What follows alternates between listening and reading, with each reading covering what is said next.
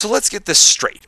If this retcon happened during the events in Operation Blindstorm, what were they waiting for in the interactive adventure? Not to mention the fact that in episode 46, Mario clearly states that it's been nearly a year since they lost their powers, so what the hell were they doing during that time frame? Sitting with their thumbs up their asses? So Darkness informs Mario that Ganondorf is going to be a threat next season, and Darkness is building up his army, blah blah blah blah. Mario goes to talk with Snake, and like last time, Season 4 ends on a very stupid note. Season 4 is very much akin to Operation Blindstorm, that it's a season that looks promising but comes off as wasted potential. The poorly done fart jokes didn't help, and may I point out that Richie did it 6 times? 6 times? If left unchecked, he'd likely do it 66 times. 66 times? God, that's gotta hurt. Richie, of all the fart sound effects you could have used, you mean to tell me you overlooked the foghorn, the squeaker, the Chinese firecracker, the don't be scared? I think I could go on forever. The plot holes were all over the place. The heroes were inept, the trifecta came off as wasted potential, the ninjas, well, I can understand if you wanted them to be funny, but the problem is that nothing about them was consistent. They would have worked better for Season 1 or Act 1, because the tone of those two installments would have welcomed them. Ganondorf sends them to kill Mario and Luigi when their powers were gone, but instead they just goofed around like a bunch of idiots. How am I supposed to take them seriously if they don't live up to being some kind of a threat in some way, shape, or form? Now, it would have been funny if Ganondorf realized the hard way that the ninjas were pathetic and had to go back to the old drawing board. I should also make a note that this is the first season in which we didn't have an intro like the first 3. Why? Did Richie run out of ideas or something? I mean, what the hell? When Blair was introduced, he should have taken over. He was much more interesting than Darkness. He was cold and calculating. He had an air of mystery about him since he was an original villain and didn't feel the need to act like a Joker knockoff. Although granted, sometime later on he kept raising his chin as he spoke, as if he was trying to imitate Mussolini or something. Sure. They like to see new faces. The subplot with Gary and Brock was 100% pointless. I know I won't shut up about this, but bear with me. They should not have been in Seasons 4 and 5 to begin with. Why? Because Ash was no longer part of the show. It's like keeping Otacon around if Solid Snake was no longer in the show. It's a package deal. Also, we do not watch this web series for Pokemon characters. Pokemon characters, if they have nothing useful to say or do, then they waste valuable screen time. Keeping them around was gratuitous, they were bloody annoying, overstayed their welcome, and contributed nothing in the grand scheme of things. At least Ash had more to contribute during his tenure in the show than these two idiots put together. Next thing you know, they'll hold up a whole column just because they're arguing in circles like a bunch of jackasses. You let a whole column get stalled and straight on account of a couple of jackasses? What the hell's the matter with you? No.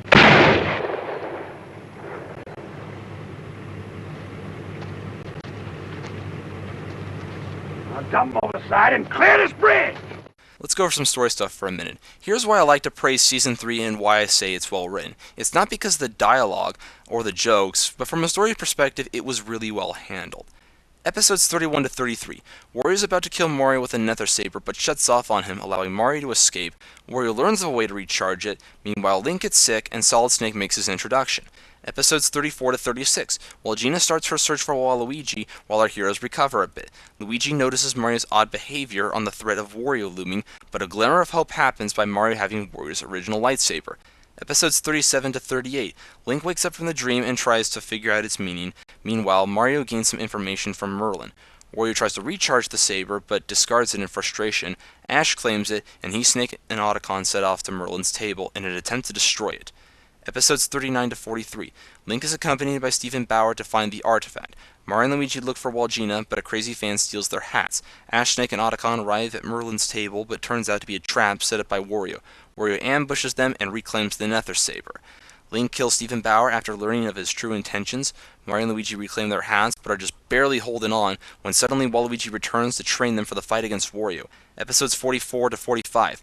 Mario, Luigi, and Waluigi take Wario head-on. Wario is turned to good, Link uncovers the Fire Flower, and it paves the way for Act 1 and Act 2. Each episode felt very important and contributed a lot in the story. Season 4, on the other hand, just felt repetitive. That's the problem with these later seasons as I see them. There's a little bit of build-up, some interesting ideas, but in the end, they just feel rushed and the conclusions feel very disappointing in my opinion. This should have been our heroes going to the next level. The stakes should have been higher, and this should have been our heroes being put to the test, overcoming a challenge they hadn't faced before, like I mentioned earlier. Super Mario Bros. Season 4 feels like the web series equivalent to Power Rangers Turbo. If I was Richie's executive producer, I would have fired him for how he handled this season. To me, it felt like it insulted my intellect. And don't give me any of that bullshit saying, but it's called Stupid Mario Brothers. That may be a fact, but bear in mind that its original title was Super Teenage Mario Brothers. Richie at the time thought it was a stupid idea and changed it at the last minute. But even then, the first 3 seasons, plus the 2 movies, never once insulted my intellect, and our heroes weren't entirely stupid, mind you. They were funny, they had great stories, and the situations they got themselves into and out of were great to watch. Seasons 1 to Act 2 were really well handled in my opinion.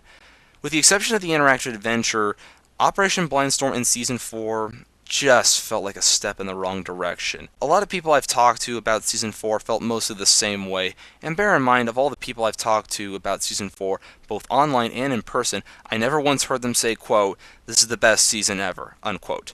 Now, there are a few who do kind of disagree with me on a few minute things, and that's fine, but as I said before, this is a biased perspective and I really didn't like how it was executed. So overall, Season 4 had more holes in it than a cribbage board.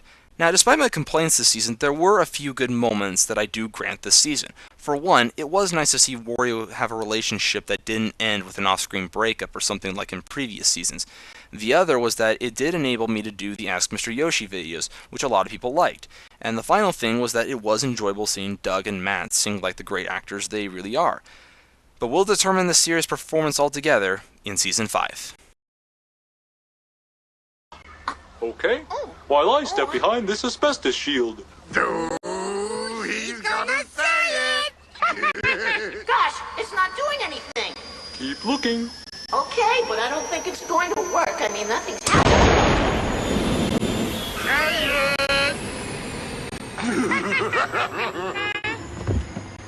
We're gonna need another Timmy.